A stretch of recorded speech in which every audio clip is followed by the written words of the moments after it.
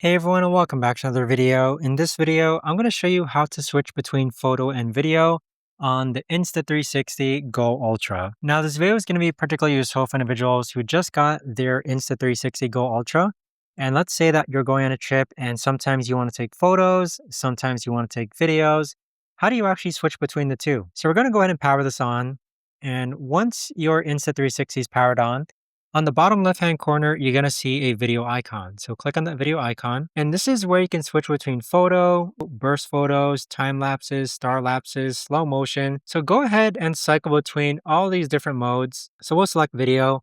And you can see here now it's ready to take a video. And at the same time, if you click on that video icon and click on video, there you have it. But that right there, guys, is the best and easiest way that I know of to actually go ahead and switch between photo and video on the Insta360 Go Ultra. If you guys know of a better or easier way to actually do this, let me know in the comments down below.